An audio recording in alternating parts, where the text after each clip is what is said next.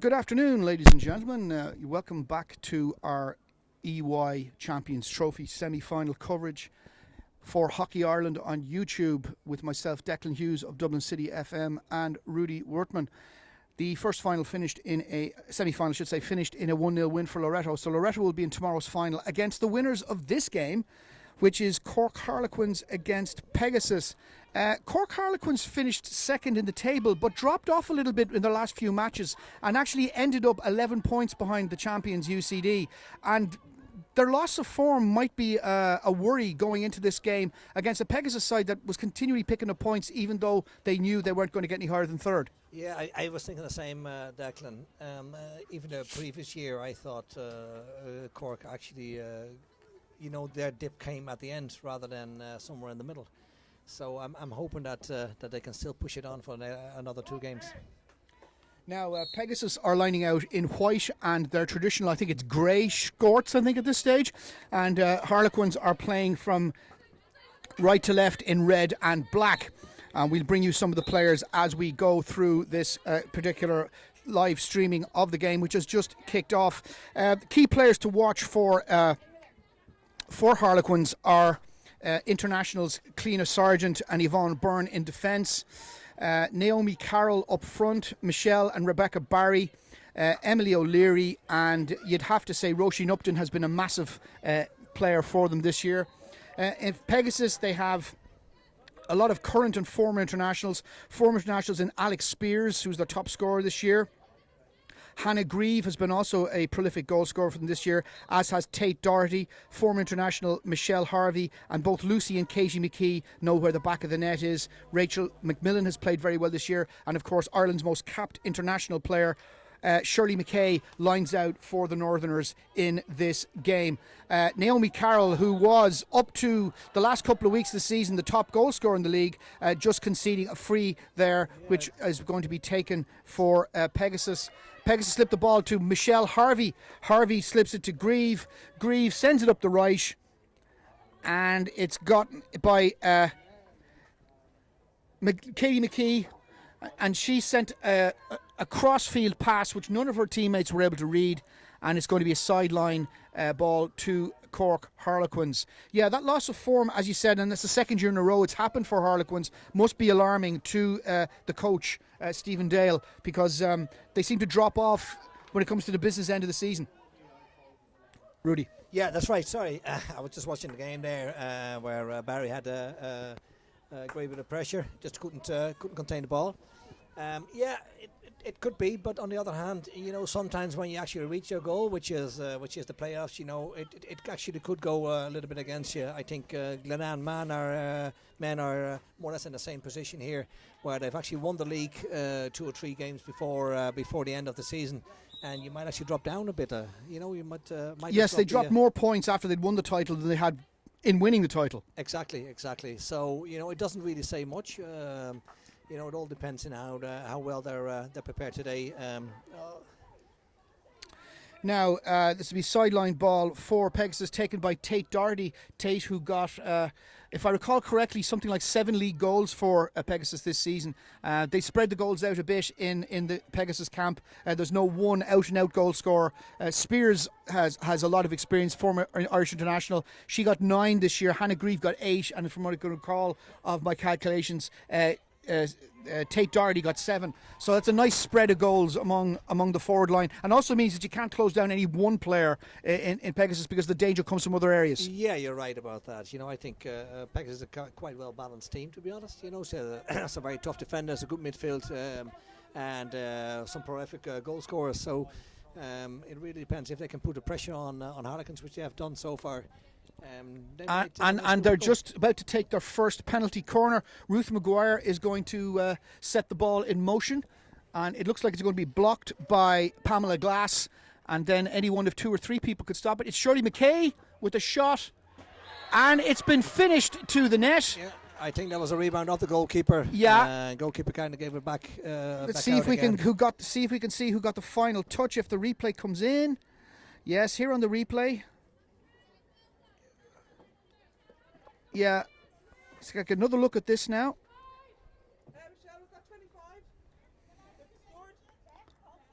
Stephanie Thompson is the goal scorer. She got the final touch, and great to get confirmation there from both the match officials and indeed the Pegasus bench. So Stephanie Thompson puts Pegasus 1-0 up, and what response, if any, will Cork Harlequins have to this? In the first quarter of the other game, we saw an early goal for Loreto, and that was how it finished. So it'll be interesting to see if Cork can bounce back.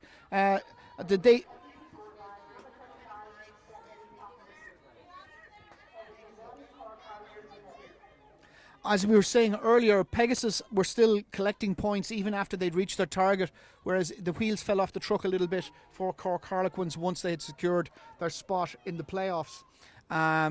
Famously dropping 5 points at home over a weekend with 2 home matches in it, which ultimately was the weekend that UCD clinched the league divisional title. But we're back underway here again. What has happened here with Cork Harlequins is, in the absence of other Munster teams being in the EY-IHL, they've effectively become a Munster interprovincials for grown-ups, so to speak, in that he's acquired good players from Limerick and other parts of Munster to flesh out the core squad he has. Yeah, you're right about that.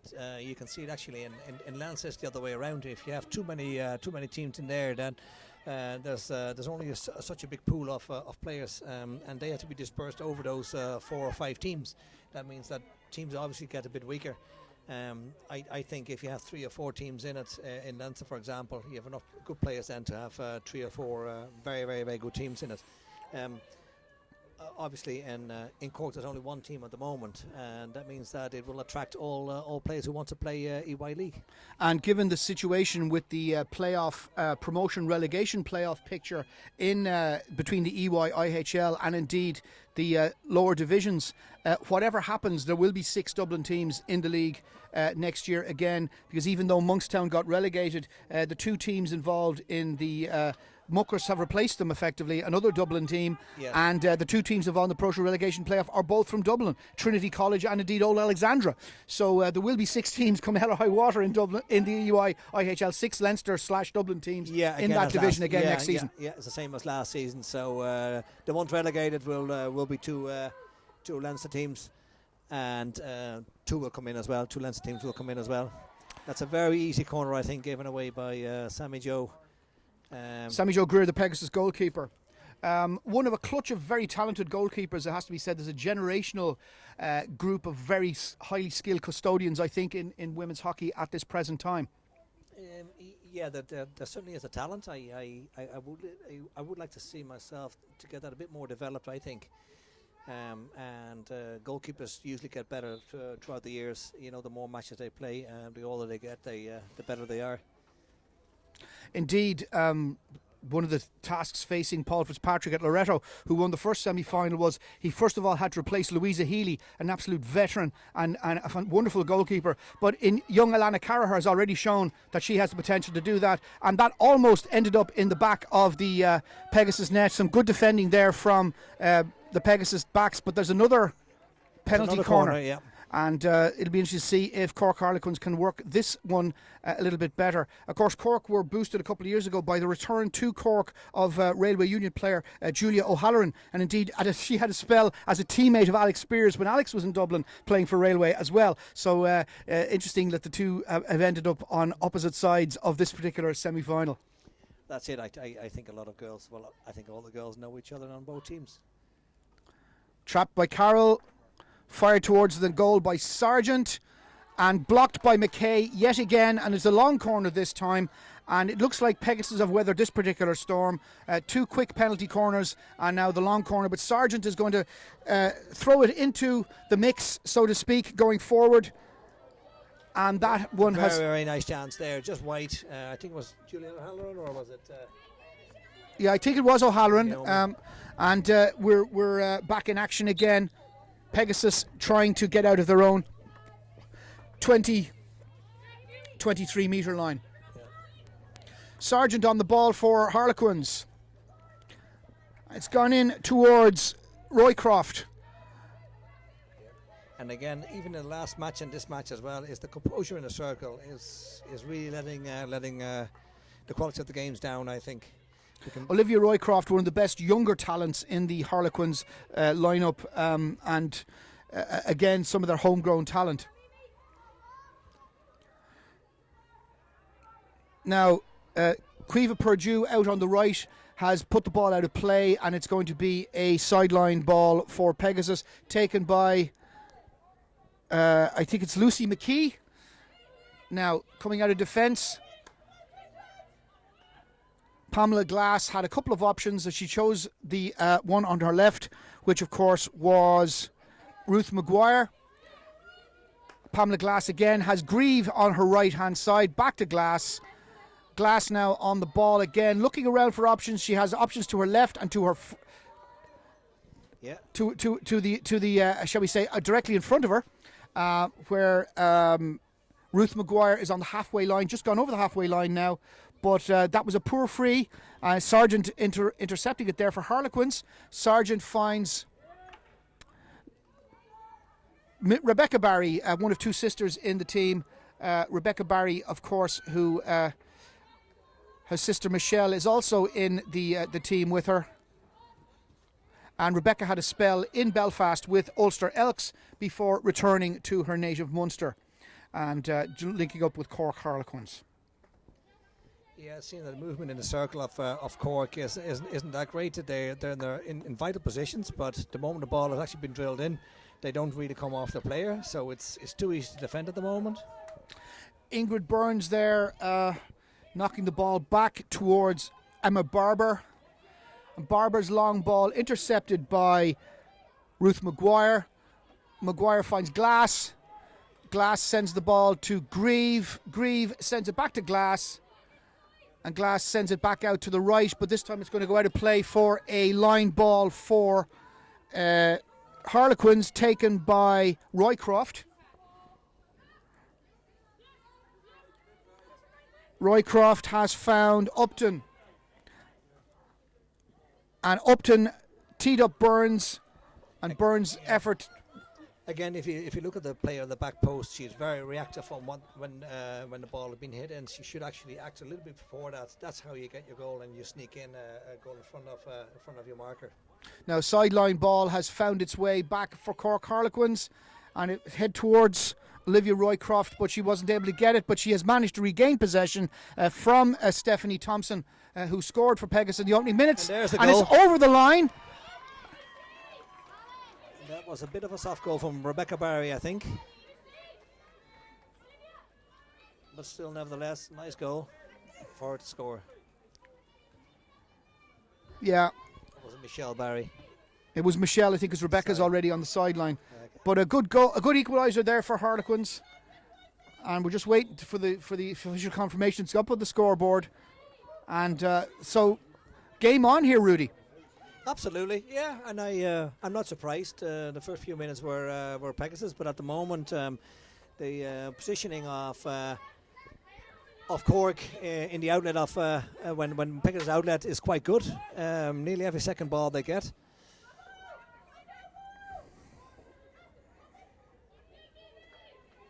Now, what response do Pegasus have to this?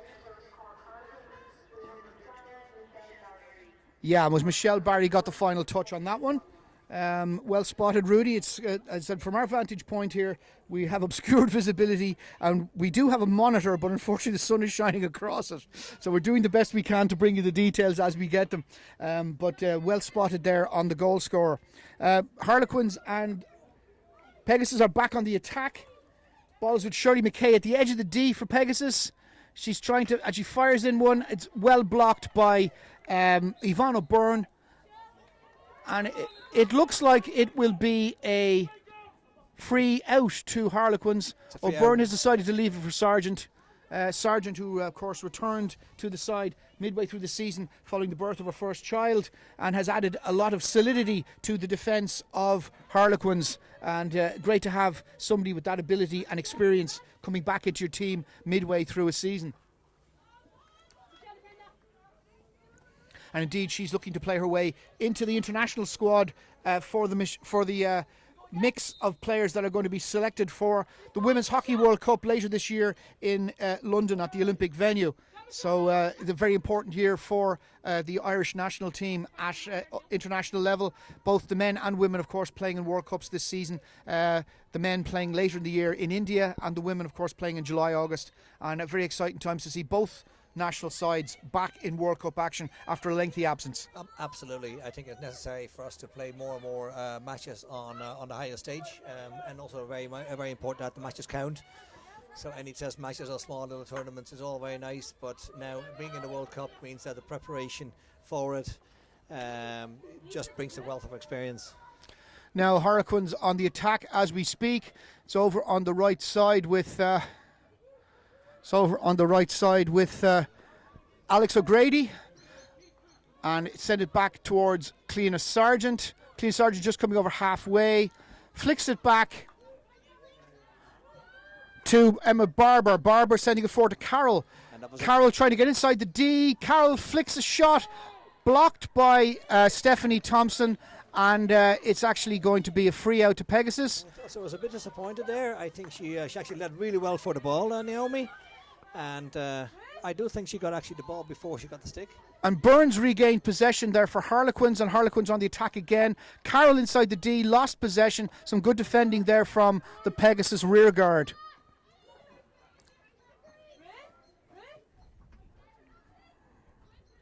And a bit of patience being shown there by Katie McKee to try and clear their lines, and they've got a free, which will be taken with an aerial going forward. And they were looking for Kate Gurley to run onto, but it was with too much oomph. A phrase we used earlier in the earlier game. I think that's a good way to describe it. And unfortunately, it's a hit out now for Cork Harlequins. Again, quite reactive, rather than setting up beforehand. It's a hit out, so it's so easy actually to get in a good position as a forward. And it's just not happening at the moment. This game is end-to-end stuff, but not in a good way. It's literally going out of play at both ends. But it'll be a hit out now for Pegasus to be taken by Grace Irwin. Yeah, and again, the midfield is Irwin wide back to Glass. Glass just not too far from her goalkeeper, Sammy Jo Greer. But it's been intercepted by Harlequins.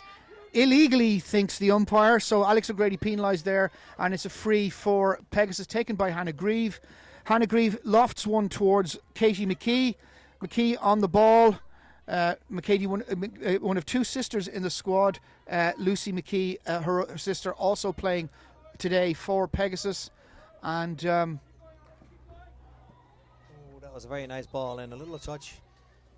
Yeah, but it'll be a hit out now for Pamela Glass and Pegasus, and they'll take their time with this one, I think, trying to get whatever little momentum boost the opposition had got from the equalizer and dissipate that somewhat and restore this game to some form of normality. Very warm, and the breeze has picked up here a little bit, so it'll be interesting to see if that wind affects play in any way.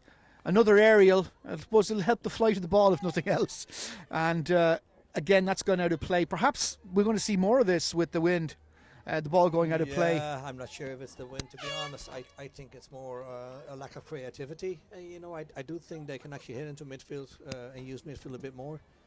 Now it's 1-1 at the end of that first quarter. Started very well with a lot of activity, and then kind of petered out a little bit. Yeah, it started on a very high tempo, but I must say it's actually the last 5 minutes been a bit disappointing, to be honest. There's a lot of turnover of ball. There's hardly any time we actually keep possession for more than 5 or 6 passes. We did see a fair bit of that in the first game at times too, as well. But nobody was able to kind of retain possession for any prolonged period of time. Yeah, you're right, and I think that's certainly a bit of a downfall at the moment in this tournament. I haven't seen too many of the women's games this season, but I do think possession is certainly I think they need to probably put a bit more emphasis on. Yeah, I think I've been to an excess of 40 so far this season, and trying to add to my total before the end of the year. So I'm sticking around for the men's matches as well, though. But I won't have to share my dulcet tones with the viewership on those ones. You'll have a new commentary team taking over, because let's face it, we've done enough work on the 2 matches so far, and we'll be doing the rest of this game, and we'll be back with the final, Loreto versus who, tomorrow at 2:30. And today's game is going to tell you, the one we're on today, the answer to that question. We're going to find out the who after this second semi-final. Second quarter is about to resume. And don't forget, these players all now play suddenly in a big final, a semi-final, where they can get into a final. So, sometimes just keeping possession might not be the greatest thing in the mind at the moment.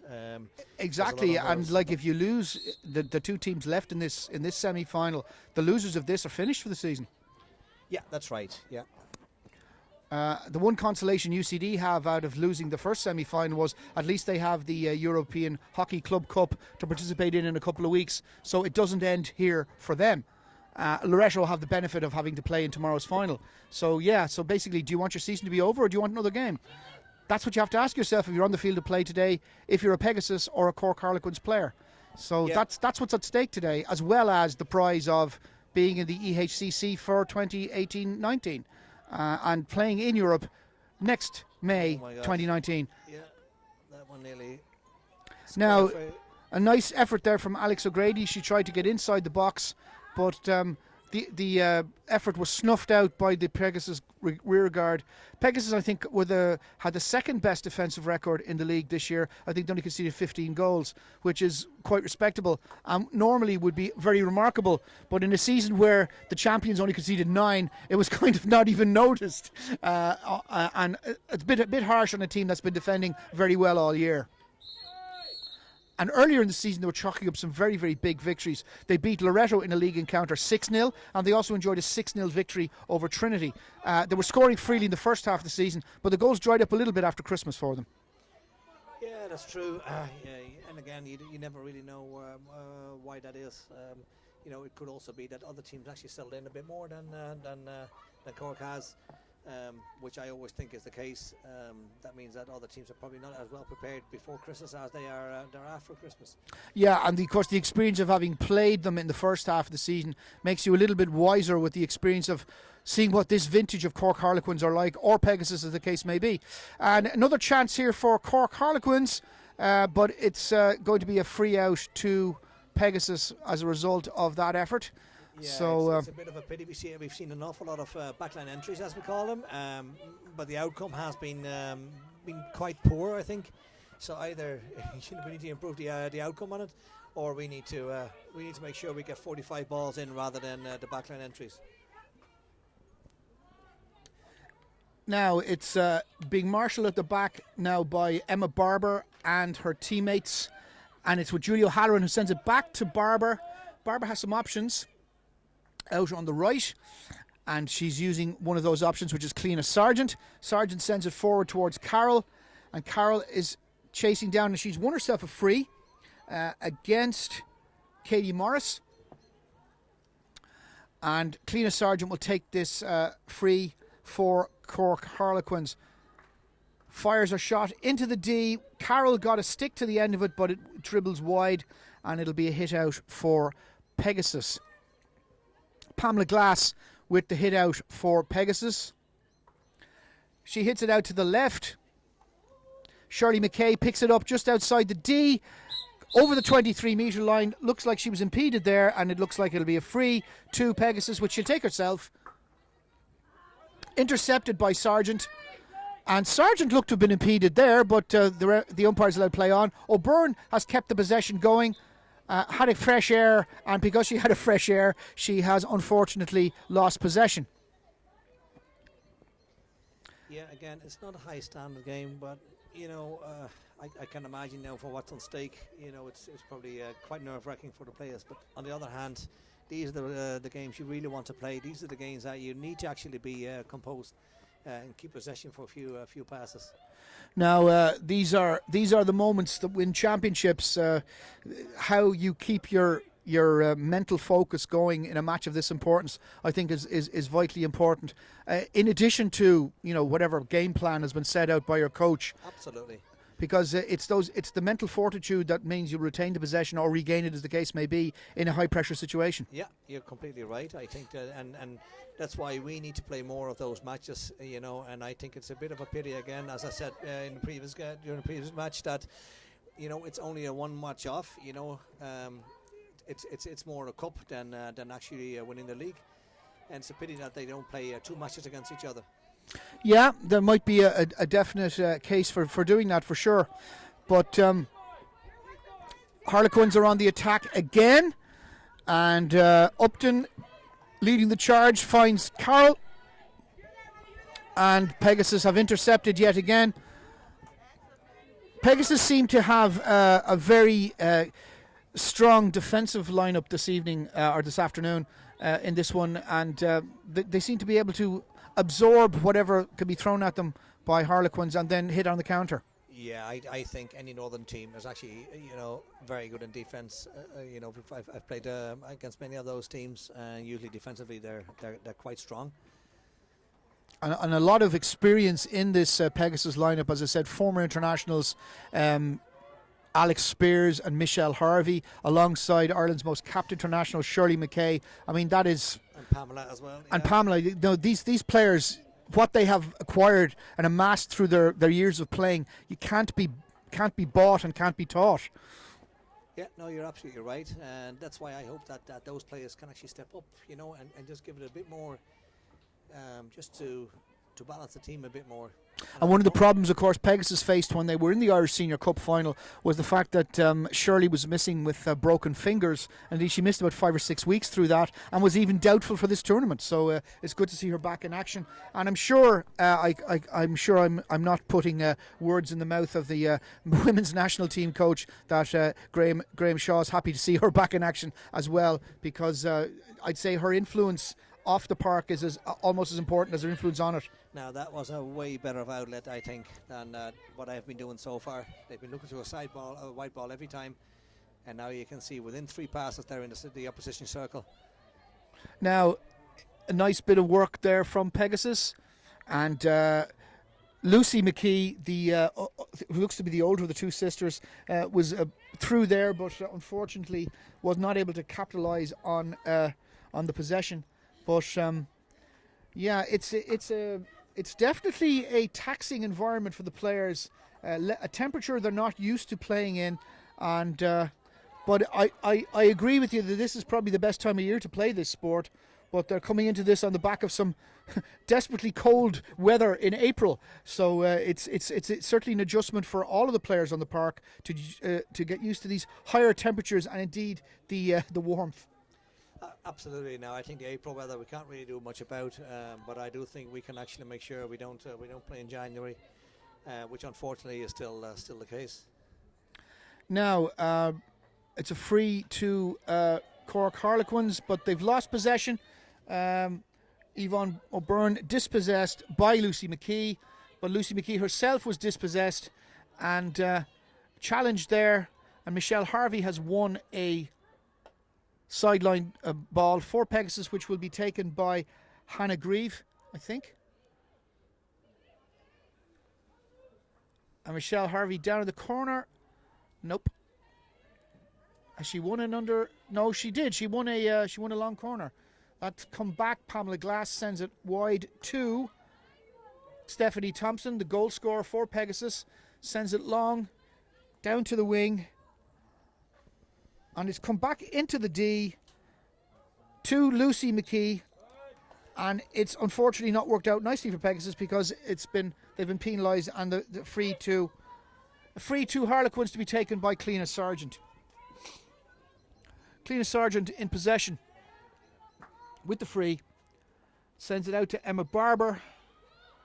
Barber sends it long up the right wing and unfortunately out of play. And Hannah Grieve will take this sideline ball for Pegasus just inside their own half. She has options behind her in the form of Pamela Glass, which she's going to use. Glass has sent it up towards Morris, Katie Morris on the right. Who's Again, a bit of a lucky ball, I think. And again, a lucky ball here. challenged by Sarah Murphy, but she won possession. Maguire now on the ball. And it's another free to Pegasus. And Macmillan has gotten inside, hit a ball into the circle. It's with Lucy McKee, and is that a penalty corner? I am not sure. I think the stick of the goalkeeper actually went towards the ball. I think the player actually obstructed the ball, and that's why you get that little bang. I'd love to see it back, to be honest. Okay, but the umpire is of the view. I really think that is a free out. The umpire is of the view that that is a penalty corner, and unfortunately, what she says goes from a Harlequins point of view. So it's going to be penalty corner for Pegasus, and it'll be interesting to see. If you can see how the stick of the goalkeeper actually goes towards the ball, it can never be an obstruction.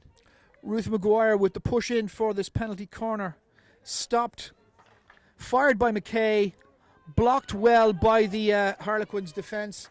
On the counter, just on the field, Michelle Barry has sent it forward, but Michelle Harvey read her intentions and is cleared to the sideline. It'll be a sideline ball for Harlequins to be taken by Ingrid Burns. Ingrid with a pass in to Roisin Upton. Upton to Barber. Barber sends it long. And it's with Burns again.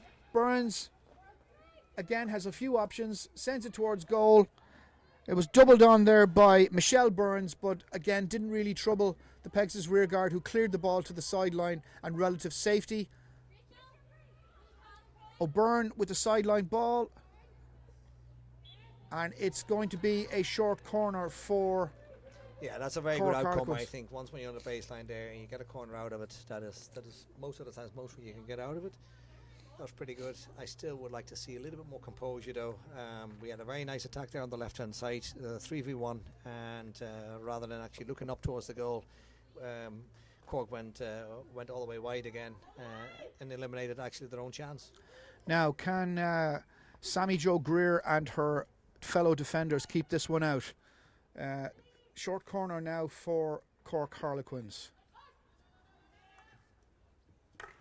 Upton with the effort, and it's sailed over the safety net and is well on its way to Whitechurch. Yeah, I'm not sure why she stopped the time, because there's ball girls there, so there's balls enough. It'll be a long corner to be taken by Yvonne O'Byrne. O'Byrne looking for options. She knocks it back and gets it back again. And it's cleared by Rachel McMillan. Yeah, and that's a real and nice Rachel McMillan ball. finds Spears inside the Harlequins half. Spears inside the 21, knocks it back in the direction She was of. all alone, and I think she'd actually made the right option there to Yeah, keep the ball up. she knocked it back towards Katie Morris, but kept possession with Pegasus, and it looks like it's going to be. It looks like it's going to be sideline ball for Pegasus. The ball is knocked back to halfway. Irwin knocks it in towards McKay. McKay looks to have been impinged or impeded in some way, I should say, and it's a free to Pegasus by the looks of things. The umpire certainly pointing that direction. McKay to Spears. Spears with a little effort cleared the danger. Barber cleared it, but only as far as Irwin. Irwin to Thompson. Thompson out to Harvey on the left. Thompson again to Irwin. Irwin looking for options. Finds Thompson. I think this is Thompson the first to time we've seen McKay. a transfer. McKay intercepted by a wonderful tackle. A wonderful tackle by Upton. And it's gone forward. Carroll with the shot. And it's finished to the net by Michelle Barry to put Harlequins 2-1 up, having been a goal down. Yeah, Pegasus were actually asking for a free there for the tackle. Hit a foot.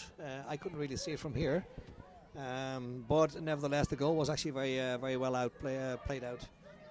Well, there's an old expression in team sports that you play the whistle and you don't wait for the umpire's decision. That if play keeps going on, you have to keep playing if the whistle hasn't been blown. Yeah. And unfortunately, it looks like Pegasus didn't do that there and may have been caught out as a result.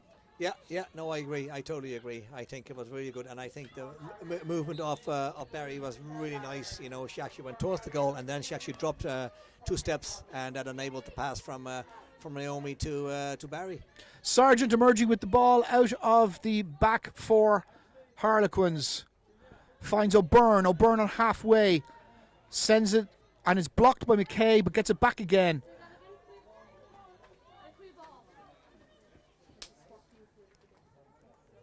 And unfortunately, that's gone long and out of play. And Pegasus can resume with a hit out taken by Pamela Glass. No, it'll be taken by Stephanie Thompson instead this time. Thompson with the ball. Sends it up the left. And it's gone out of play. Irwin winning a sideline ball off her opponent. And a good bit of possession there from Maguire. Maguire finds Irwin. Irwin finds Katie Morris. Katie Morris finds Thompson. Thompson back to her right.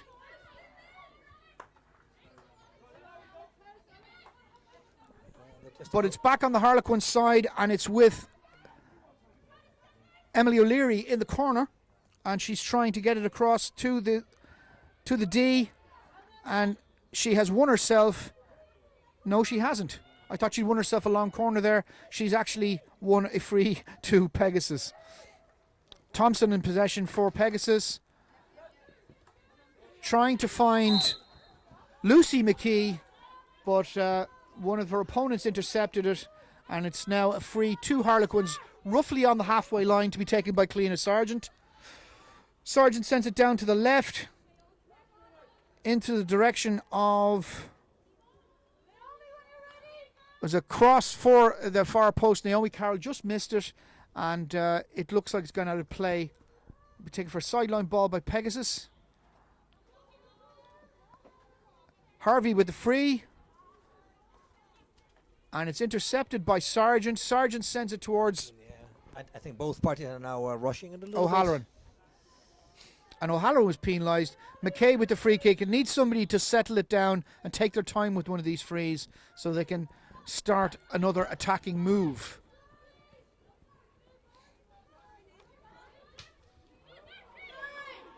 Sargent has regained possession and sends a ball towards Carroll, but it may go out over the line. It did, and it's going to be a sideline ball for Pegasus. Both teams are, shall we say, hitting the ball with a little bit too much strength on the day, and it looks like they haven't got the measure of the field yet. No, what I just think they're too quick, I think, on their feet sometimes. They just need to slow it down a bit more possession actually. Michelle Harvey emerging from the Pegasus defence, but loses possession to Sargent. And some of the Pegasus people thought there was a free due to them there, which they didn't get. But they're now getting one a little closer to their own goal, and they will resume with that. And that's the end of the second quarter. So we'll be back after half time with more of this game. Harlequins leading 2-1, but it's still anybody's game, Rudy. It is. I do think Cork is just a little bit better. They're on their front feet a bit more. Just about the game itself, it's not a high quality game. It's very much up and down. And I think they just need to control midfield a bit better, both teams. I think whoever can establish that will be favourites for me to win. And we will be leaving you for a few minutes, and we'll be back with the start of the second half. So stay tuned.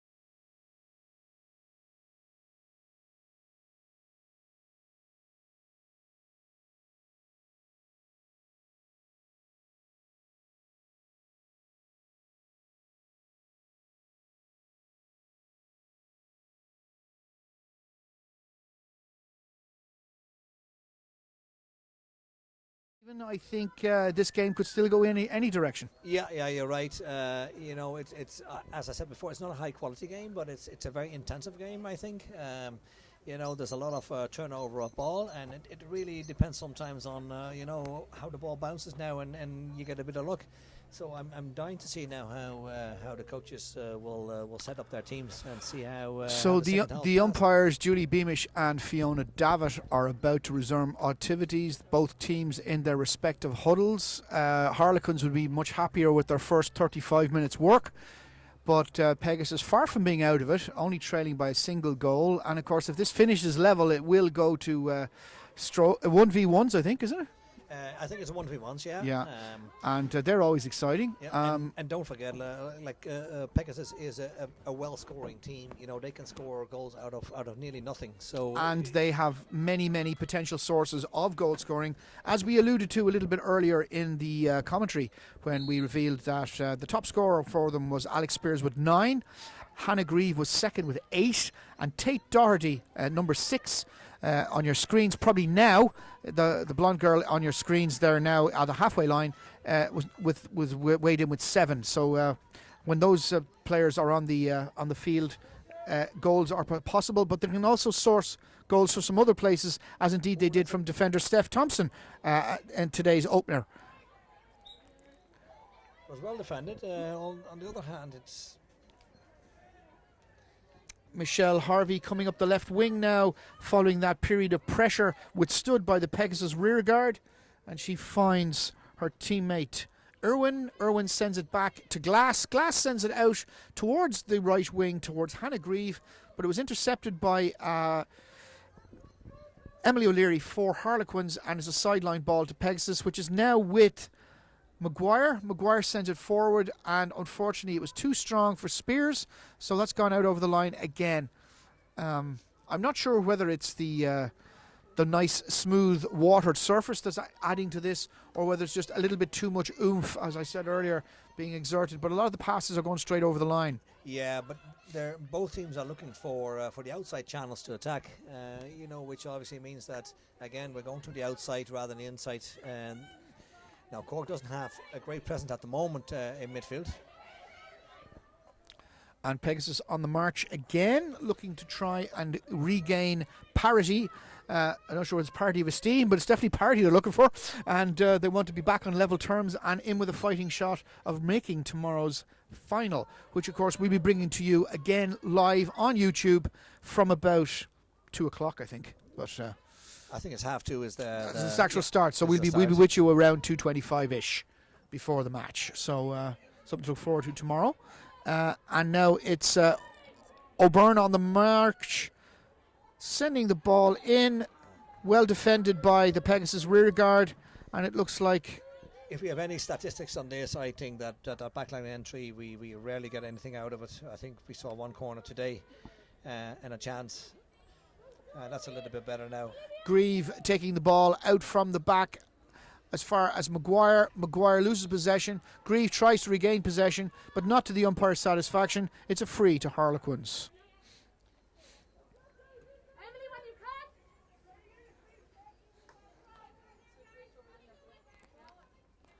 So we're looking at a free to Harlequins to be taken by Cleena Sargent over on our left, and sending it through to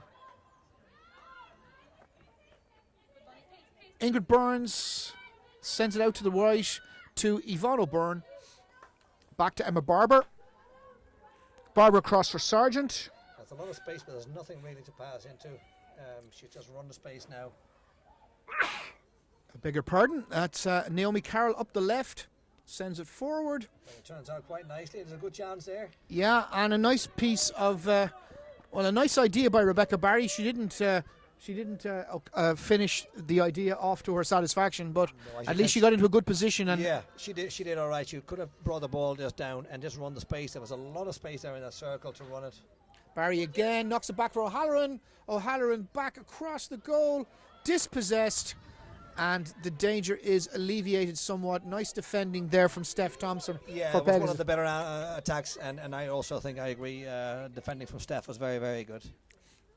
So Pegasus now in a position to drive forward and try and get that goal back. Thompson with the free just inside her 23 across the glass. Glass sends it up the right to Grieve. Grieve sends it up towards Spears. Spears wins the sideline ball, takes it herself, sends it up to Lucy McKee on the right. Lucy McKee sends it into the D. Well, she gets into it herself, tries to find Doherty, and unfortunately it's gone out of play. But again, it's showing at least a good positive attacking idea, while the execution might not be what they want. Yeah, again, I'd rather see the players just enter the circle a bit sooner. Towards the... Yeah, what we do now, that's a 45 entry for me. That's right towards the circle, and now you can choose. Maguire finds Doherty. Doherty shoots across, kicked clear by Buckley. Sargent tries to clear the danger. It's a short corner, according to the umpire. So this is an opportunity for Pegasus to get back on terms, and be interesting to see if they can work the oracle from this classic set piece. Yeah, but you can see they actually went in a 45-degree angle towards the goal, quicker towards the goal. That meant that they had an option open on the back line as well as straight forward and left. And it's much harder to defend, and they got a corner out of it. Now Maguire is going to take this for Pegasus, and I would imagine it will be Glass that will probably trap it, and it'll be looking at either Grieve, McKay or Spears to do the finishing job. So that's the way it's looking at the moment. So Ruth Maguire on the ball, ready for this penalty corner for Pegasus.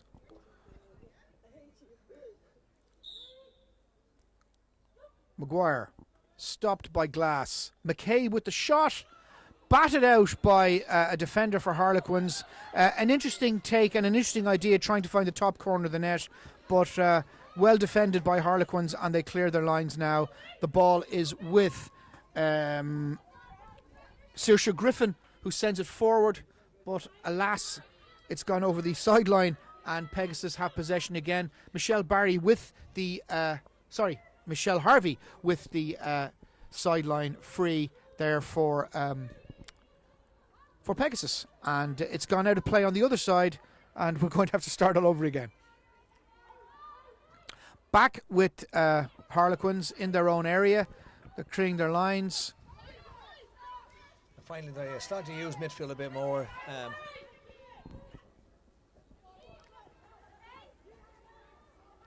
And they're getting closer to achieving what they look like they're trying to achieve in this half, because, as you said, there's a bit more use of midfield play taking place in this quarter. Absolutely, you can see now the spaces that you can run. Yeah, there's a bit more composure. Yeah, O'Byrne over to O'Halloran on the wing. O'Halloran up the wing to Carroll. Carroll looking for some options. And it's back across, sending across the face of the half there to O'Byrne. O'Byrne sends it down the right. This certainly is one of the better patches of play. You know, they're just looking for gaps now. Michelle Barry looks like she has won herself a long corner to be taken by O'Byrne. O'Byrne knocks it back to Barber. Barber sends it down long. It's back in the D. Carroll is looking for it, but it's been cleared to the sideline by Pegasus and will be a sideline ball for Caoimhe Purdue, who knocks it back to Sargent. Sargent lets flash. Let's fly, I should say, from the edge of the 23-metre line, but there was nobody on the nobody able to get a stick onto it in the D, which means it wasn't going to produce anything for her, unfortunately. But again, some interesting ideas being attempted at the very least. Absolutely, I think that was a bit better hockey defensively as well as attacking-wise. So hopefully we can keep going now. Now, Pamela Glass, the veteran defender for Pegasus. Oh, she's in trouble. And it's bounced out towards Grace Irwin, and it looks like she's been awarded a free, which she looks like she's going to take herself. Taking the free herself. She sent it forward, but lost possession to Harlequins, who've had an effort on goal, but Upton wasn't able to do much with it, and Grieve will clear her lines No, she's decided to leave it with her teammate, Glass. Glass, about 5 metres out from the edge of the D, has sent it to the sideline, and Hannah Grieve will take it there. Sargent intercepts it. It's gone forward, and neither of the Barry sisters were able to get onto it there. A bit more composure, just on the ball, just keeping possession.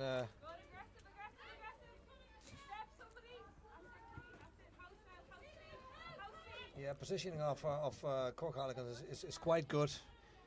And they're building from the back with the likes of Sargent and O'Byrne having penetrating runs into the opposition half and setting things going. Absolutely, I like to see that way more. It's so hard to defend one of the centre-backs to come up.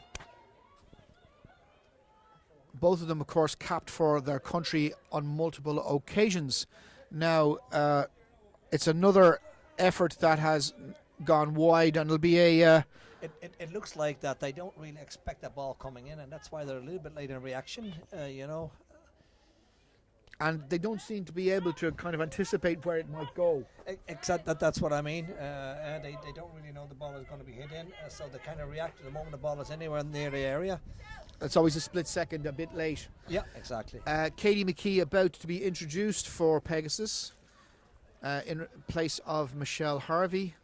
And we welcome back Olivia Roycroft to the play for Harlequins in place of Carol. So it'll be interesting to see if there's any change with the fresh pair of legs on both teams coming in. That's going to be a card there, because that was a silly foul. Yeah, Ruth Maguire challenge on Roisin Upton, I think. I think so. Yeah, she just ran in the back of her. And it looks like she has been given a card for her pains. So she's going to be sitting this one out for a wee while. So Pegasus are down to 10.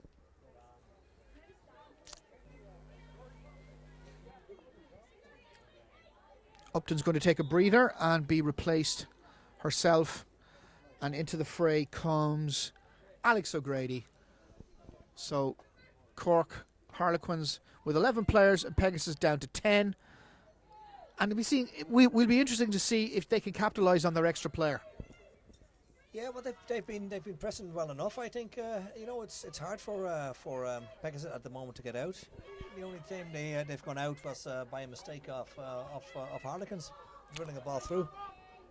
Now Lucy McKee trying to create something for Pegasus. She had Tate Doherty in front of her, but unfortunately was dispossessed, and that's an unfortunate outcome there. O'Byrne on possession now for Harlequins. Back to Barber. Barber sends it out to the right, and Sargent sends it forward towards Roycroft. But again, it's back on the Pegasus side with Doherty going forward. Doherty looking for options to her right and her left. And unfortunately, the only option she found was O'Halloran of the opposition, who sent the ball long into the Pegasus half, where it will be taken for a sideline ball by Grace Irwin. Irwin to Glass. Glass over to Grieve. Grieve sends it up the right wing to Alex Spears. Spears back to Grieve. Grieve looking for Tate Doherty. Tate Doherty has taken it inside the D. Doherty has an opportunity to shoot. Blocked by Sargent.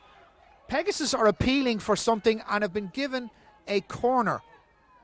It did hit her, but I don't know if it was dangerous or not. Maybe we can look back on a replay. Yeah, it looks like they've been awarded a short corner. Now we're going to see if we can have a look at the replay and see if we can ascertain the reason for this. No, unfortunately, the highlight isn't being shown. It was a very nice attack though from Pegasus all the way from the back. It was good movement off the ball. It was nice and quick. And it's a pity we can't see the reason why the corner was given. Now, it's going to be taken this time by Katie McKee. I think Ruth Maguire might be resting at the moment. So Katie McKee is going to take the short corner for Pegasus. It's taken short to Thompson. And it's an equalizer. I think it went wide. No? Okay. It hasn't actually gone in, and it looked like from that angle it had, but its play is continuing on, and it's a long corner for Pegasus instead. Yeah, I think Cliona Sargent actually touched the ball there and deflected the ball wide. Hence the long corner. Shirley McKay with the long corner.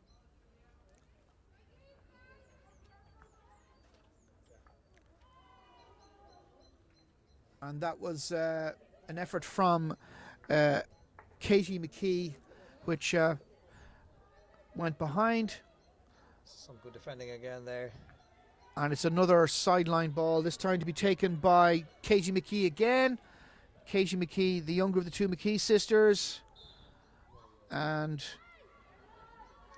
penalised for dangerous play. And Sargent will take the free just outside the D and lift the siege for Cork Harlequins. And you can see Pegasus now actually apply a much higher press. The only thing is they still let the ball go between the two centre backs. And two of their most prolific goal-scoring attackers are in the three that are leading the charge at the minute, namely Tate Doherty and, of course, Alex Spears. And two potential goal threats if ever there were one. Another free for Pegasus taken by Shirley McKay. She's looking for a long corner, and it looks like she's gotten one. So a long corner for Shirley McKay. Takes it short to Tate Doherty. Doherty trying to shake off her opponent. Managed to get the ball through two opponents, but not the third. And Cork Harlequins cleared their lines successfully. It's gone long, up towards Rachel Hobbs. And Pegasus have managed to regain possession and are clearing their lines as we speak. But there's a good pressure now. Good pressure now from Harlequins. It's just they did step up there. Shirley McKay now crossing halfway and blocked by Julie O'Halloran, and unfortunately it's hit her and quite painfully, and she's going to have to go off and see about getting that knock looked at.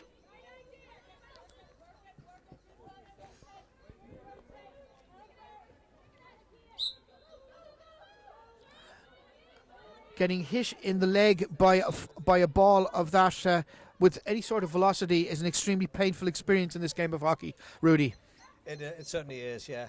It can hit you really anywhere. Now, luckily, we're well protected with shin guards, but still. Now, Harlequins on the attack. Rachel Hobbs trying to gets into trouble. And they're clearing their lines here at Pegasus and attacking as we speak with Katie McKee sending it long. But unfortunately, into the one part of the park where there wasn't a Pegasus player, and it's gone behind for a sideline ball for Harlequins. An interception by Doherty. Doherty sends it inside to Spears. Spears to Lucy McKee. Lucy McKee looking for something. Oh, I think that's a very and interesting call, to be she honest. has got in her short corner. Yeah, I couldn't really see it. I thought it was very well defended. Sticks were on the ground. If anything, I thought Spears was obstructing by the ball between her feet, but the corner has been given.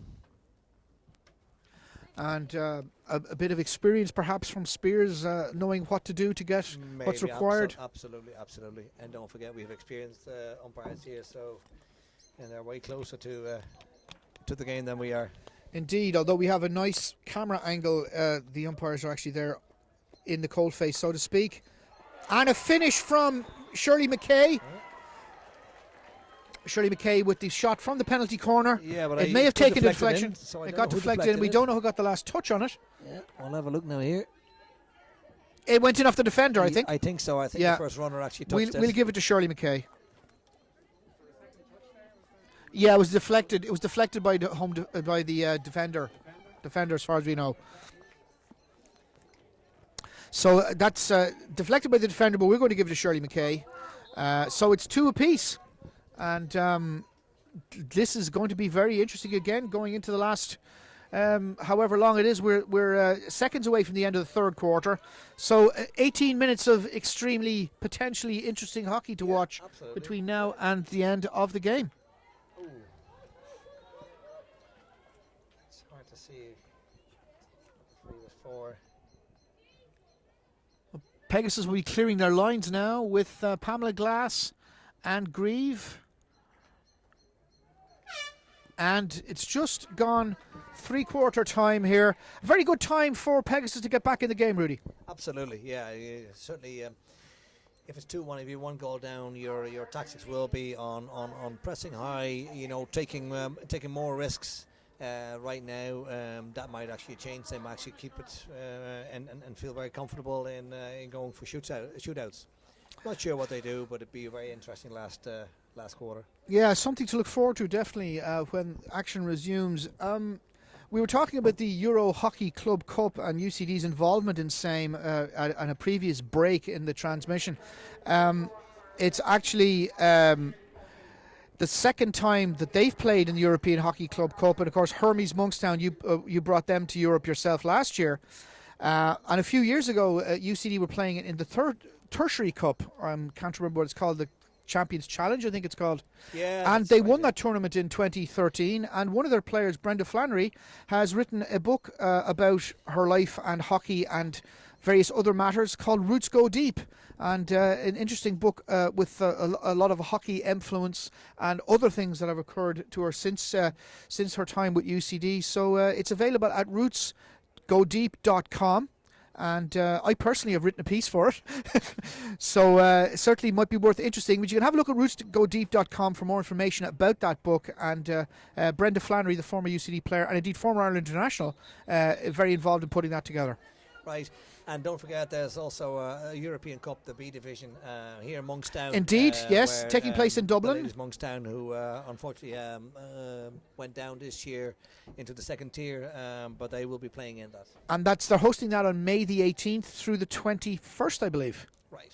So that'll be in the Marion Fleet Arena in Rathdown School in Glenageary, home of Monkstown. So there'll be plenty of good hockey to watch if you're remaining here that weekend. I will be covering the EHCC for Dublin City FM, but there will be, no doubt there will be coverage of that European competition, hopefully on YouTube, all things being equal, but we haven't been told that officially yet. Now, the fourth quarter has just resumed. Cork Harlequins on the attack. Alex O'Grady trying to create something, but the Shirley McKay has regained possession for Pegasus. Pegasus will have a bit of momentum with them following that equalizer late in the third quarter, and Ruth Maguire battling for possession there. Her stick went for a Burton there and ended up in the match officials area, and she was a little clash there with Quiva Purdue, but Quiva Purdue was awarded the free. Harlequins on the attack, Harlequins. And O'Byrne inside the D, trying to find Michelle Barry, and Michelle Barry thought she was going to get a free, but she was penalised. So yeah, I couldn't really see it. She said it was back stick, I think. And now it's with the younger of the McKee sisters, Katie McKee, who is trying to create something for Pegasus on halfway, and she has been awarded a free for that challenge by Rebecca Barry, and it'll be taken by Hannah Grieve, maybe? Hannah Grieve certainly wants to take it. She's on halfway. She's got the ball now and will take it for Pegasus. And Hannah Grieve has a couple of options, including Pamela Glass behind her. And Thompson out on the left is providing an outlet for Glass and is indeed providing an outlet for Irwin. Irwin bringing the ball forward into the Harlequins half. But sadly, that is all that got done there, because Harlequins are now able to clear their lines with a free of their own. And it's going to go out to Sargent. Sargent coming out to the 23-metre line, firing it into enemy territory, and it lands with Rebecca Barry. Rebecca Barry penalised for having the ball hit her, and it's gone with McKee, the young McKee we mentioned earlier, Katie, and she sent it long. Tate Doherty has a shot from the edge of the D, and Emma Buckley got a foot to it and put it out for a long corner. Yeah, it looked like the goalkeeper actually overcommitted to her stick sight, but she got a nice toe to it. So Grieve down to Katie McKee with a shot across the face of the goal, which was missed by her sister Lucy, and that could have been a third goal for Pegasus had she been able to connect. Yeah, that's right. It was a nice attack there, nice and quick. If you're just joining us, the score is 2-2, Cork Harlequins and Pegasus in the fourth quarter. with about 15 minutes or less remaining in the fourth quarter, and if it remains level, they will go to, I'm not sure if there's extra time, but there'll definitely be 1v1s, and to decide who will be in tomorrow's final against Loretto. And later on this afternoon, there will be live commentary of the men's semi-finals, but I won't be giving it to you. It'll be one of my colleagues will be taking over from us after the end of this game. And you will get to see 3 Rock Rovers, Lisnagarvey, and in action. Pembroke and Glenanne. Yeah.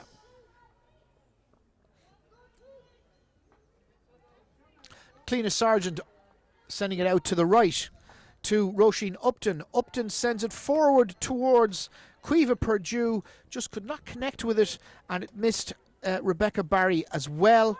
And unfortunately, it peters out into a harmless hit out for Pegasus. Pegasus now with Stephanie Thompson. Thompson sends it up the wing.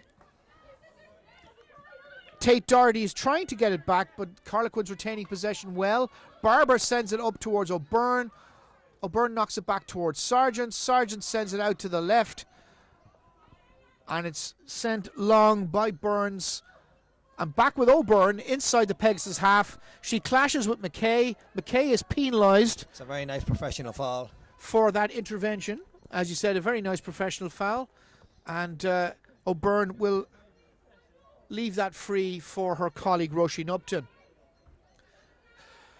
Just a couple of yards outside the 23-metre line. In towards Carroll. But it's intercepted by Ruth Maguire, and Maguire is penalised. Free taken by McKay, who goes for the aerial option. Straight to nobody in particular, unfortunately, and that will be a push in for Harlequins to be taken by Emma Barber.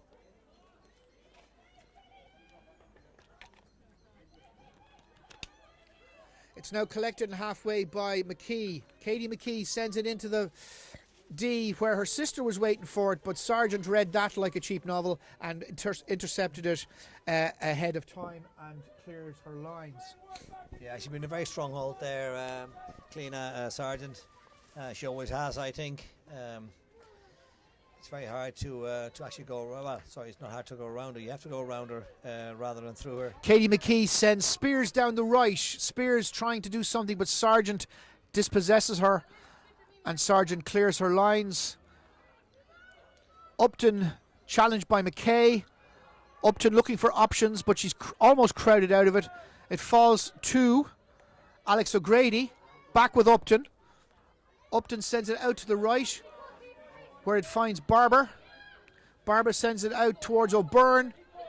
There was intervention from Maguire, but it still got to O'Byrne. And they're deep in Pegasus territory. Rebecca Barry looking for the long corner, and I think she might have gotten it. Yeah, just the option taken there at the end. I thought it was a good attack again. Roisin Upton with the long corner for Harlequins. Back with Barber. Barber sends it long towards Sargent. Sargent taking it inside the 23-metre line. Rebecca Barry sends it towards Carroll, blocked by Sammy Jo Greer. And what are we going to do here? Well saved there. Indeed a good chance though. One of the best chances we've seen. Indeed, and it's a long corner to Cork Harlequins. As a result, there was nothing illegitimate about the challenges there, and indeed the saves. So it's a long corner to be taken by Cleena Sargent. Sargent sends it towards Rebecca Barry. Rebecca Barry trying to keep her footing and almost falling over, but getting the ball through. It's still in possession of Harlequins, but Thompson has emerged with the ball, and to the satisfaction of the umpire, winning herself a free. Pegasus are clearing their lines as we speak. Rachel McMillan takes it into the Harlequins half of the field, sends it in the direction of Lucy McKee, but unfortunately it's gone harmlessly wide. Yeah, it seems like they're running a little bit out of steam now going forward, Pegasus. Which is a shame. But I think perhaps the conditions and perhaps the efforts they've put in already might be telling a tale. It's been a long, hard season. Sure has. But then again, you should be prepared for this. Ball in again. Picked up quite easily by Glass. And again, there's a lot of a lot of actions falling on the cornerstones of the opposing defence. The defence is both on top, I'm afraid, today. Yeah, you can see, well, you can't see it now on the screen, but we can see it here that Cork has surrounded Pegasus at the moment, and that's why Shirley McKay goes over the ball for an aerial. In the direction of Alex Spears, but unfortunately it didn't stay in play, and it'll be a clearance for Harlequins taken by Quiva Perdue. Quiva knocks it back towards her own goal. Emma Barber is going to take it out of defence. Barber sends it long into the path of Rachel Hobbs, and Hobbs loses possession, and Michelle Barry has a stick altercation with her opponent and is penalised for same.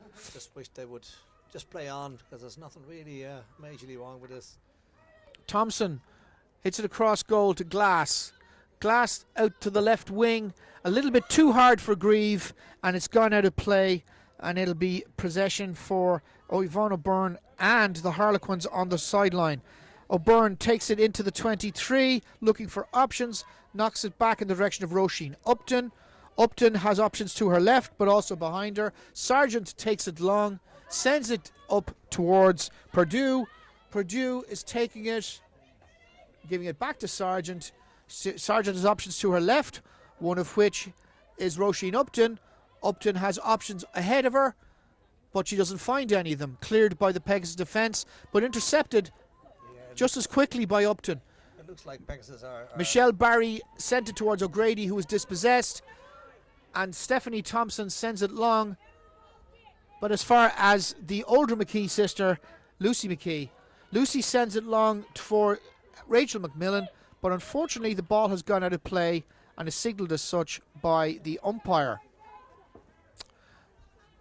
Yvonne O'Byrne trying to get the ball under control and trying to clear her lines at the same time, managing to get the ball under control and sends it long, but again closed down by Maguire.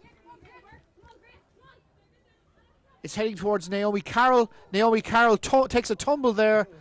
she was hooked there by a player. She looks like she was, but nothing's been done. No. They're playing the advantage, I think, but no advantage accrued because Pegasus have just cleared their lines. And it's with Burns.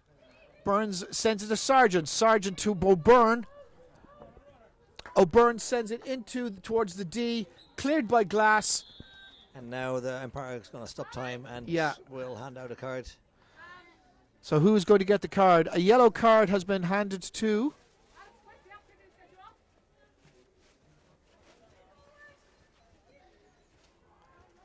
So that leaves again. Yes, it's been handed to Katie McKee. So Katie McKee's going to sit this, possibly the rest of the game out, maybe? I'd reckon so, if this is a yellow card. So Pegasus reduced to 10 now for the rest of this quarter. And can Cork Harlequins corner any advantage from having an extra player? Now, here's a question I don't know the answer to. Obviously, if there's extra time, she can come back during extra time. But can she come back on for the shootout if it's 1v1? Yes, you can. The only time you cannot if you've actually been handed a red card. Okay. Which is the football equivalent of sending off. Yeah. Yeah. You actually have to leave the pitch. Completely. Yeah. Now, so nice clarification of the rules there for me because I wasn't sure what they were. And Roisin Upton has possession. She is being challenged by what Thompson. And just needs to do is they just need to keep the ball a little bit because they try to hit the ball in every time from outside the 25, and there's no need for this. There's no need. They will open up gaps very soon. Upton back to Barber. Barber to Sargent. Back to Upton. Back to Barber. And again the other side, which are not. Down to O'Byrne. O'Byrne out to her right to Perdue. Perdue cutting inside. And it's gone out of play. They need to find gaps now on the other side of the pitch. And that's one thing they're not doing. It's very much centred on this particular wing closest to where we're sitting. And now, that's nice from our point of view, but probably not very productive from an attacking viewpoint. The same thing. They're not switching the ball quick enough. Yeah. Barber sends it to Upton, who sends it out to the left to Sargent. It looks like somebody's listening to us. Sargent hits it in towards the goal. And a deflection put it behind for a push out for Pegasus. And Glass is going to take it, I think, just outside the edge of her D. Glass sends it to Thompson. Thompson sends it up the left. Alex Spears is going to be looking for it shortly, but Maguire had it and was fouled, so it'll be a free to Pegasus about 30 yards from her own goal. McKay with the aerial. And again, she's hooking it, and that means that, you know, it usually goes out of play. And again, Harlequins return. O'Byrne sends it to Purdue. Purdue down the right. Purdue sends a ball into the D, where it's found by Carol. Carol finds Barry. That's the younger Barry sister, Michelle, and she sends it wide. Great advantage of the umpire there, and very nice shot, just wide. Could have been a hat-trick. So a lot of chances being created, but the execution, neither the players concerned nor their coaches would be happy with the execution, but at least they are creating said opportunities. No, but if you score in the last minute, that's fine as well. So Indeed, let's it'll do. That'll work. That works for everybody, except the opposition. Yeah, there's another 4 minutes left. So let's see if we can do this again. Be patient. So Sargent on the left with this line ball. That's Sargent finds Upton. And Upton out to Barber. Barber looking for some options. She has O'Byrne a little bit ahead of her, and she has Upton behind her. And there's also options up the left. And unfortunately, they chose that option, but they didn't execute a pass well enough, and it's now going to be a possession for Pegasus to be taken by Thompson. Thompson, challenged well there by Roycroft. And it's a free, Rebecca Barry with the free, and she knocks it back to Sargent. Sargent bringing it towards the 23-metre line. Sargent has several teammates in front of her, but Spears dispossesses her just when she was about to launch a pass. Spears up the right wing, challenged by Barry, and it'll be a sideline ball to be taken by Grieve. It's 2.5 minutes left.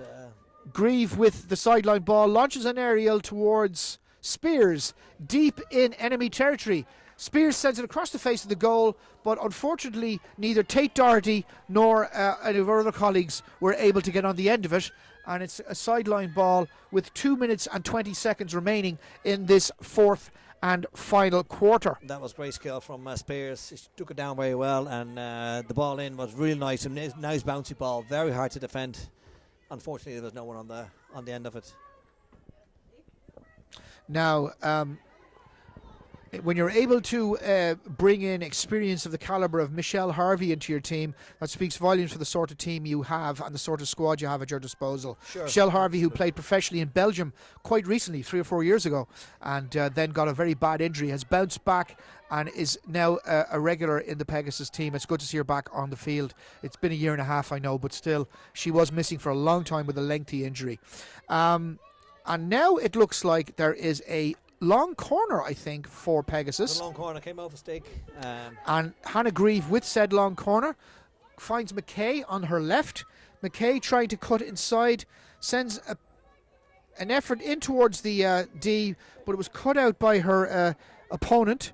And then a shot came in from the left by, I think, Tate Doherty, which just hit the outside of the post and has gone behind for a push-in for Cork Harlequins. Harlequins with 1 minute and 2 seconds remaining.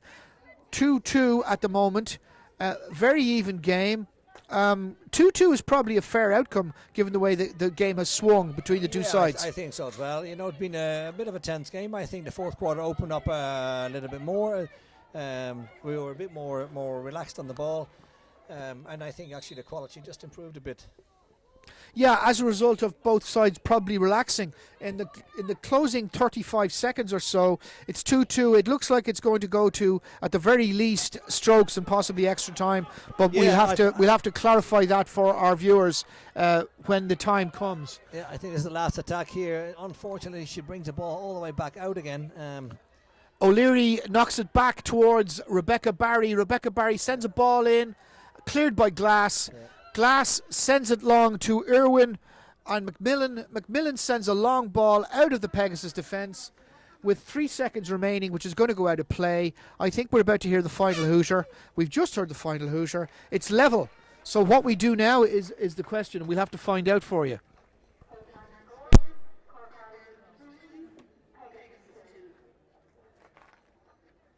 I'm not quite sure. I'm not quite sure whether this is going. It's going to be shuttles, I believe. It seems to be. They might be tight for time with the games having to take place today. There's of course 2 men's semi-finals coming up after this game, but we have stalemate at the end of regulation time. We've a stalemate at the end of regulation time. It's going straight to shuttles, and these are one of the most exciting innovations of the game of hockey. The idea is borrowed in principle from the ice hockey penalty shot, and the goalkeeper is able to come off their line and engage in a period of time with the attacker. And I think they're much better than straightforward strokes, because straightforward strokes are loaded completely against the goalkeeper, and at least this one, both sides have an opportunity to make hay. Absolutely. You need a whole lot more skill here, both goalkeeper as well as the taker. In order to do your job, rather than just standing on a line or just behind. And to those of you watching this for the first time, the same 5 players have to take him all the time. Yeah, there's 5 players in it. 5 players will be nominated, and it's not like soccer that if the first 5 is still equal after 10 shootouts, then number 6 and 7 come in. What you can do is you can rearrange. What happens is that the same 5 players are taken. They can take it in a different order, but they have to take it. Exactly. Yeah. But let's say if Cork starts taking them right now, then in the next part, in the sudden death, Cork will be last. So we'll play catch up. Now, it remains to be seen how people pick these players, because you would think the most experienced players might be the ones to go for, but Pegasus seem to be picking 1 or 2 of their younger players, judging by what seems to be being conveyed to the officials in front of us here. So it'll be interesting to see who actually goes for it. Yeah, it'd be very interesting to see. Now, I'm pretty sure that they will have practiced this outcome. So I'm pretty sure that on the day itself they will ask who wants to step up. Yes, it looks like there's 1 or 2 of the more experienced players. Shirley McKay looks like she's putting her hand up for this, as does Michelle Harvey.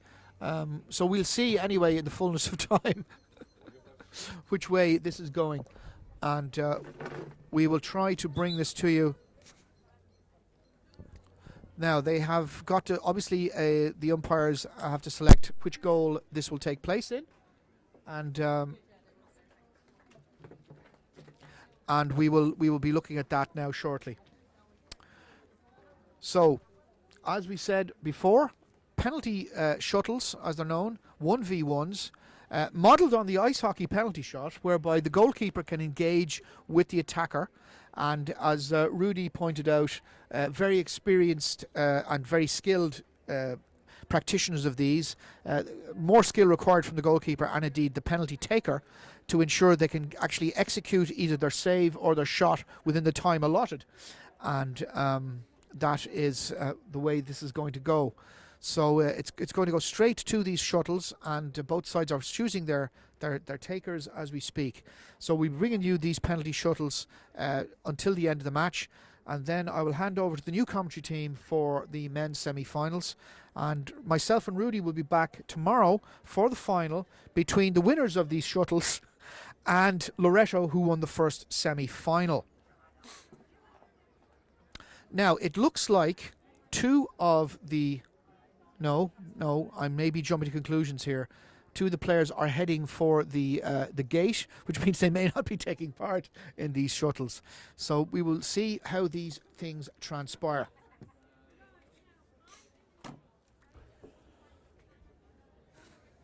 So we're just waiting to see which end is going to be used and who's going to go first. The goalkeeper for Pegasus is Sammy Jo Greer. The goalkeeper for Harlequins is Emma Buckley.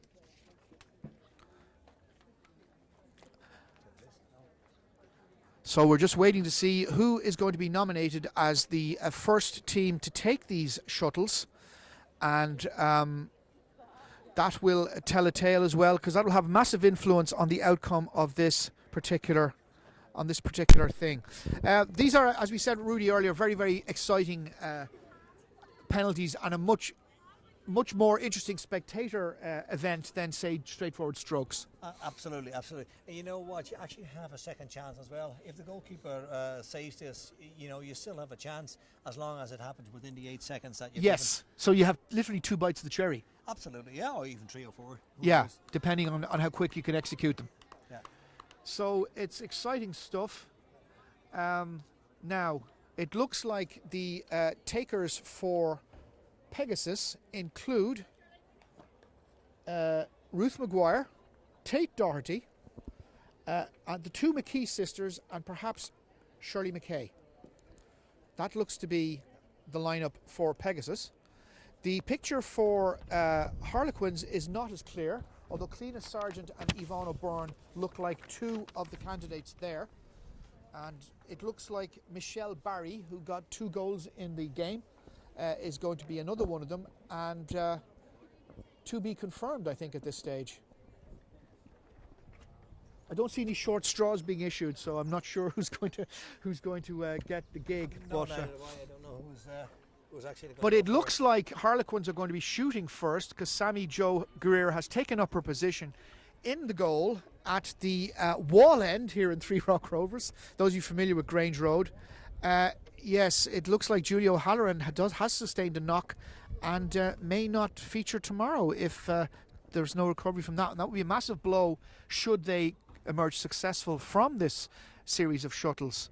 Yeah, she's not only just a good player, she's also quite good to have around the team. Yeah. A very experienced player, and certainly a good influence on some of the younger players involved in these situations, and a winner. She had a lot of success when she was in Dublin with Railway Union, so a chair being provided for her, which is good. Now, Sammy Jo Greer, and the first penalty taker for Cork is Roisin Upton. Upton takes it to one side, and she misses. So it's after one shuttle, it's Pegasus 0, Cork Harlequins 0. So first one up for Pegasus is Ruth Maguire, and defending this one will be Emma Buckley. Yeah, it looked like to me that she actually did everything right, apart from pushing the ball into the goal. Now Maguire on Buckley. Maguire tries to take it to one side, back across the other, and again, and it's 1-0 to Pegasus. Ruth Maguire on the mark there for Pegasus. No, I don't think it's a goal, Declan. I think it was outside the time. Okay, that she missed the time. She missed the time, yeah. She missed the time, so it's still 0-0. You can see there's an official there standing there with her hands crossed at the moment, and she will keep time, so she doesn't even look at the game. Cliona Sargent for Harlequins makes no mistake, 1-0 to Cork Harlequins. And that's the way it's done.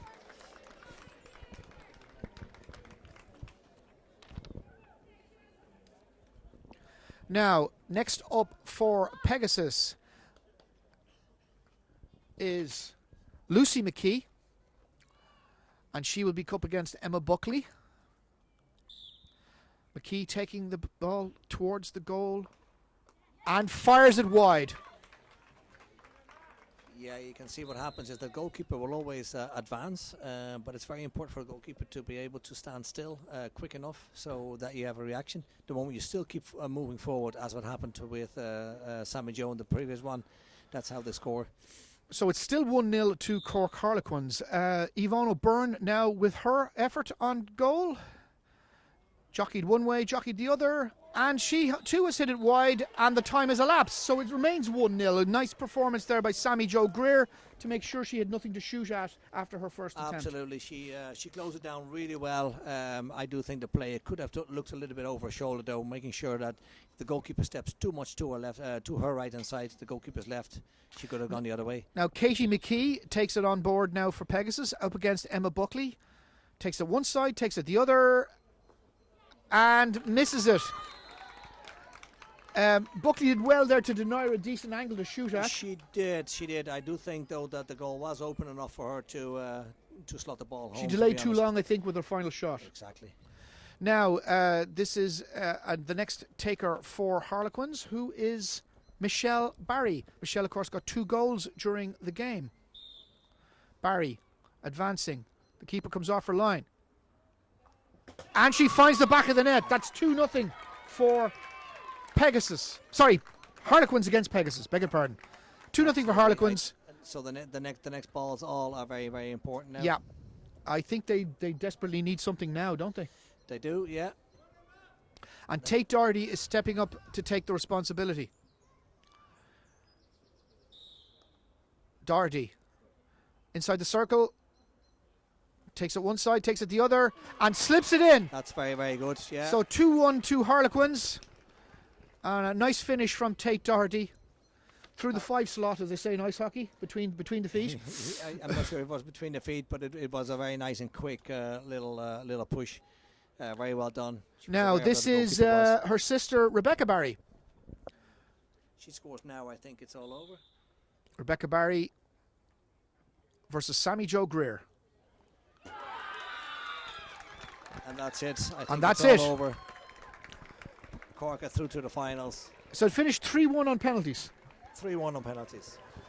Congratulations to Cork Harlequins. Commiserations to Pegasus. Thank you for joining us for the internet live streaming of the 2 women's EY Champions Trophy semi-finals. We're going to hand over now to Deadly Silence, and a new commentary team is going to take over for the men's semi-finals, and we'll see you tomorrow morning or tomorrow afternoon for the women's final. Thank you very much. The winners final, Harlequins against Loretto. Against Loretto. Can I leave my gear here for a minute? I just want